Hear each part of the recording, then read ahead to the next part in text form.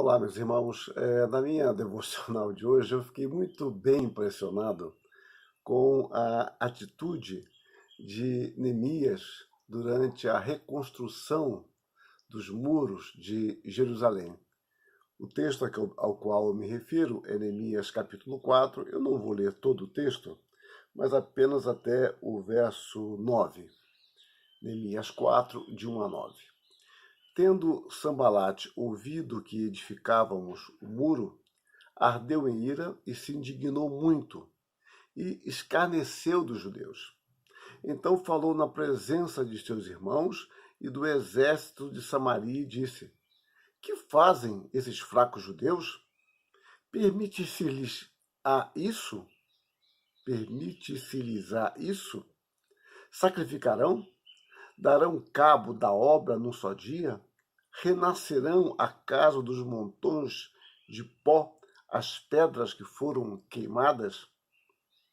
Estava com ele Tobias, o amonita, e disse: Ainda que edifiquem, vindo uma raposa derribará o seu muro de pedra. Ouve ao nosso Deus, pois estamos sendo desprezados. Caia o seu opróbrio sobre a cabeça deles e faze que sejam despojo numa terra de cativeiro. Não lhes encubras a iniquidade e não se risque de diante de ti o seu pecado, pois te provocaram a ira na presença dos que edificavam. Assim, edificamos o muro, e todo o muro se fechou até a metade de sua altura, porque o povo tinha ânimo para trabalhar. Mas ouvindo Sambalate e Tobias, os arábios, os amonitas e os asdoditas, que a reparação dos muros de Jerusalém ia avante, e que já se começavam a fechar-lhe as brechas, ficaram sobremodo irados. Ajuntaram-se todos de comum acordo para virem atacar Jerusalém e suscitar confusão ali. Porém, nós oramos ao nosso Deus e, como proteção, pusemos guarda contra eles de dia e de noite. Amém. É muito curioso isso, meus irmãos. O contexto desta passagem é a construção de Jerusalém, a reconstrução do templo.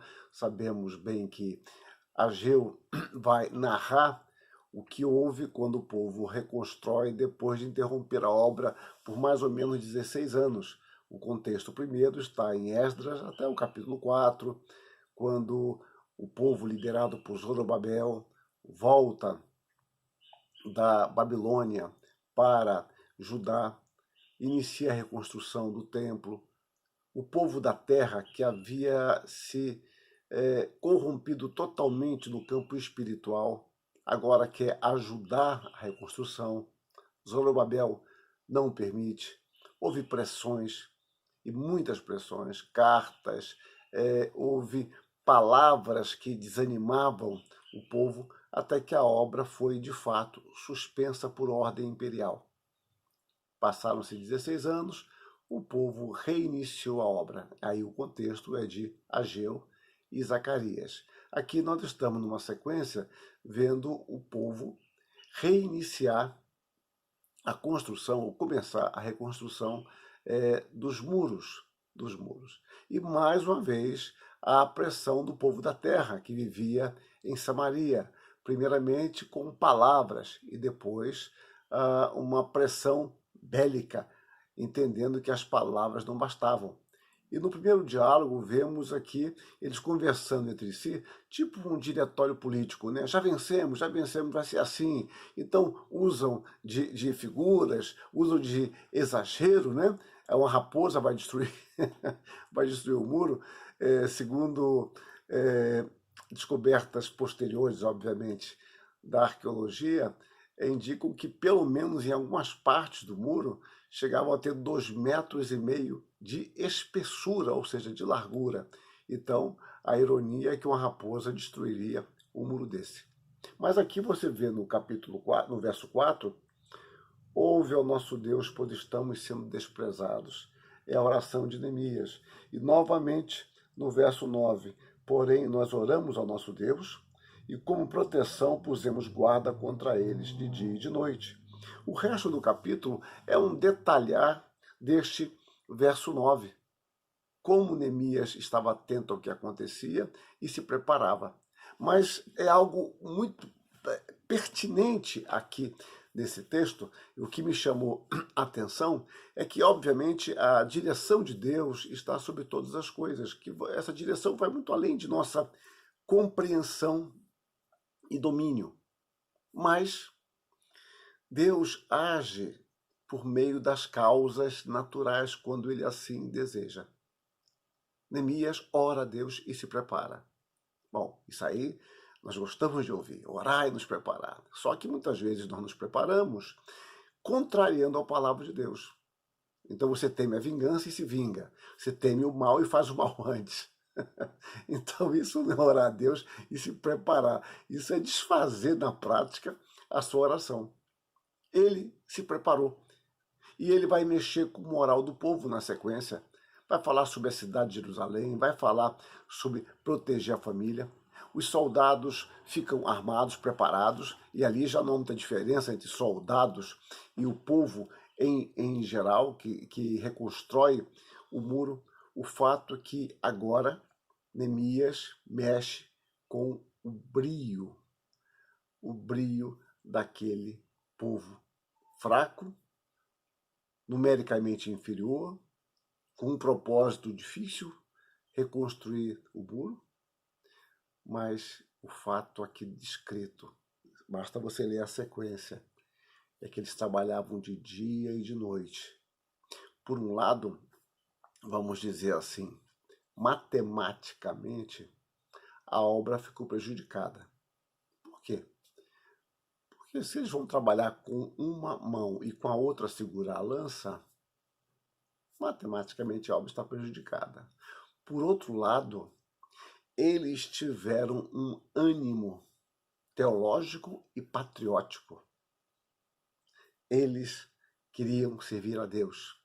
Eles queriam reconstruir o muro de sua cidade. Eles queriam proteger a sua família e, obviamente, a si mesmos. Então, mesmo que, por vezes, numericamente, racionalmente você perca, há outros elementos que não podem ser simplesmente contabilizados. E isso faz parte do cuidado de Deus. Isso faz parte da proteção de Deus.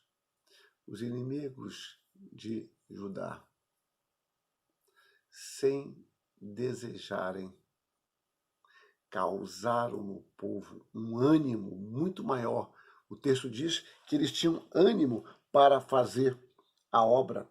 Aqui no verso 6, assim edificamos o muro e todo o muro se fechou até a metade de sua altura, porque o povo tinha ânimo para trabalhar. O povo não ficou aqui com fofoquinha, conversinha. Eles falaram isso, manda vir aqui, nós somos mais fortes, nós vamos ver só o que vão fazer com eles. Não, o povo tinha ânimo para trabalhar. Então, uma das lições preciosas desse texto é que devemos confiar em Deus.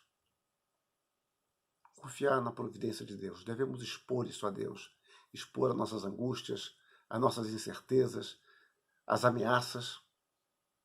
E, ao mesmo tempo, não nos entregarmos, nos dispormos para fazer a obra que nos compete.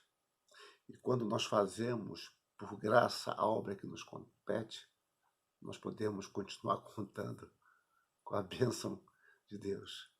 O povo tinha ânimo para trabalhar e orava a Deus, mas tinha ânimo para trabalhar. Sigamos, pois, a nossa vocação com ânimo e em submissão a Deus. Que Deus nos abençoe. Amém.